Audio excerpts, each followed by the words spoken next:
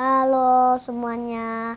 Hari ini Dania mau menceritakan tentang firman Tuhan, yaitu firman Tuhannya yaitu Yesus dicobai di padang gurun sama iblis. Kita dengarkan cerita ini. Nah, jadi Tuhan Yesus itu setelah Tuhan Yesus dibaptis oleh Yohanes, Tuhan Yesus Roh Kudus itu Yesus yang berkuasa itu, yang punya roh, yang ada Roh Kudusnya itu, Roh Kudus memimpin Yesus ke padang gurun dia. Terus itu lalu Yesus itu berpuasa selama 40 hari 40 malam. Bayangin kalian berpuasa 40 hari 40 malam. Pasti lama, pasti udah lapar, udah kepingin makan, udah minta-minta pasti makannya itu. Nah, terus itu iblis itu tahu kalau Tuhan Yesus itu lapar. Nah, akhirnya datanglah si pencoba. Nah, si pencoba itu yaitu iblis. Nah, dia itu berkata kepada Tuhan Yesus, "Jika engkau anak Allah, perintahkanlah agar batu ini menjadi roti." Di sana ada batu. Iblis itu mencobai supaya ikan, kalau Yesus berkuasa, ubahlah batu itu menjadi roti supaya Yesus makan.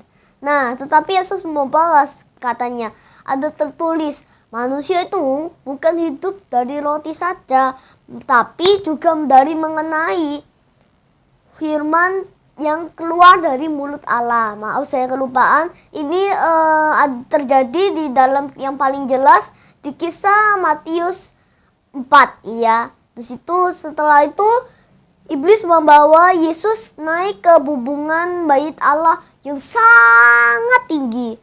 Dan iblis berkata kepada Yesus, "Jika engkau anak Allah, jatuhkanlah dirimu dari atas ini ke bawah."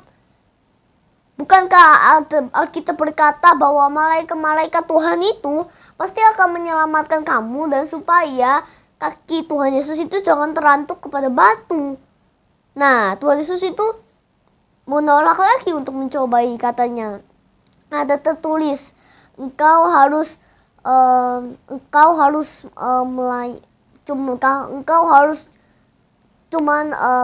kepada menyembah kepada dia sajalah.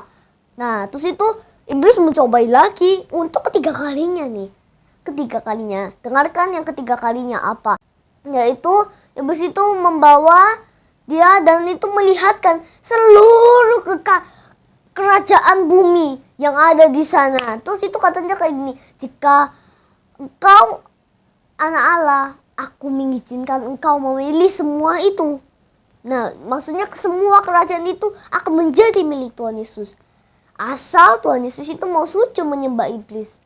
Nah, kan salah.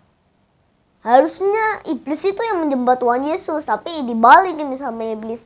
Yesus harus menyembah iblis. Terus itu makanya Yesus tolak. Terus itu sudah itu demikian. Setelah itu iblis mundur dari Tuhan Yesus dan pergi. Dia ngomongnya kayak gini, "Aduh, gagal maning son. Itu son, ayo pulang gitu." Maksudnya pulang ke neraka, maksudnya kembali ke neraka. Terus itu akhirnya setelah itu Yesus itu